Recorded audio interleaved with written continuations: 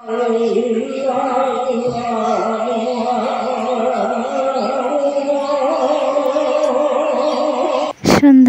পাখিরা নিজ বাসায় ফিরছে, আজানের ধ্বনি ভেসে আসছে। আসসালামু আলাইকুম, আমি মৌসুমী মেহেরপুর থেকে বলছি। মিস্ট মৌসুমী ব্লগ চ্যানেলে আপনাদের আরও একবার স্বাগত জানাই।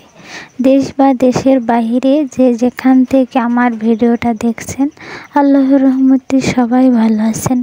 আলহামদুলিল্লাহ, আমরাও ভালো আছি। আজকে আপনাদের সাথে শেয়ার করব পাঙ্গাসের দুর্গন্ধ ছাড়া রান্নার রেসিপি, আর রাতের ডিনার, আর রাতের চাঁদটা কত সুন্দর হয়েছিল। সব কিছু দেখতে ভিডিওটা সম্পূর্ণ দেখতে থাকো, এবং দেখতে দেখতে অবশ্যই লাইক করবে। লাইক করলে মোটিভেট হয়ে ভিডিও করার আগ্রহ বাড়ে। প্রথমে আমি বাটা ঘষা সব মশলা আর হলুদ দিয়ে মাছটাকে 5 মিনিট এমন করে রেখে দেব। 5 মিনিট পর মাছটাকে এপাশ ওপাশ করে ভেজে নেব। আর গরুর মাংসের যে মশলাগুলো আমি ব্যবহার করি, সেই বাটা ঘষা মশলাগুলো পাঙ্গাস মাছে ব্যবহার করব, তাহলে মাছটা দুর্গন্ধ বের হবে না। তো আমার মাছটা ভাজা হয়ে গেছে। এবার যে বাটা ঘষাগুলো ছিল সেই মাছ ভাজা তেলের মধ্যে দিয়ে দিলাম, দিয়ে সুন্দর করে কষিয়ে নিতে হবে। মশলাটা যতক্ষণ তেল না ছেড়ে দেবে আমি ততক্ষণ নাড়াচাড়া করে কষিয়ে নিব। আমার মশলাটা কষানো হয়ে গেছে, তেল ছেড়ে দিয়েছে। এখন আমি একটু পানি দিয়ে দেব, দিয়ে কিছুক্ষণ কষিয়ে তারপর মাছগুলো সব দিয়ে দেব। মাছগুলো দিয়ে সুন্দর করে নাড়াচাড়া করে আরও 5 মিনিট কষিয়ে নেব। 5 মিনিট কষানোর পর আমি পানি দিয়ে দিলাম। পানি দিয়ে আমি 10 মিনিট জাল করব মাছটাকে। 10 মিনিট পর দেখো আমার মাছ রান্নাটা কমপ্লিট। কত সুন্দর হয়েছে দেখেই তোমরা বুঝতে পারছো। আর মাছে একটু আষ্টে কোনো গন্ধ নেই। মাছটা অনেক অনেক সুস্বাদু হয়েছে।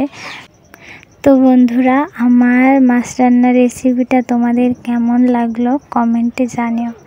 আর আমার ভিডিওটা ভালো লাগলে অবশ্যই লাইক, কমেন্ট, শেয়ার করে দিও, এবং নতুন নতুন ভিডিও পেতে সাবস্ক্রাইব করে পাশে থাকা বেল আইকনটি প্রেস করে দিও। আর আমাকে যারা তোমরা সাবস্ক্রাইব করোনি, তাদের ভালো লাগলে তোমরা সাবস্ক্রাইব করে নিতে পারো। আর যারা করেছো সাবস্ক্রাইব, তাদেরকে অসংখ্য ধন্যবাদ। এই নিয়মে পাঙ্গাস রান্না করে দেখো, কোনো আষ্টে গন্ধ থাকবে না। তো এবার শেয়ার করব আমাদের রাত্রের ডিনার। রাত্রের ডিনারে আছে ডাউল, হাঁসের মাংস আর পাঙ্গাস মাছ। পাঙ্গাস মাছটা এই যে আমার দেবর আমিন খুবই পছন্দ করে, ওর পছন্দের খাবার, তো ওর জন্য রান্না করা হয়েছে স্পেশালি। তো দেখো, রাত্রে সবাই মিলে একসাথে খাওয়া দাওয়া করি। আমি সবাইকে খেতে দিয়েছি, আমিও এই পাশে খেয়ে নেব। দারুণ হয়েছে ভাবি তাই বলছে।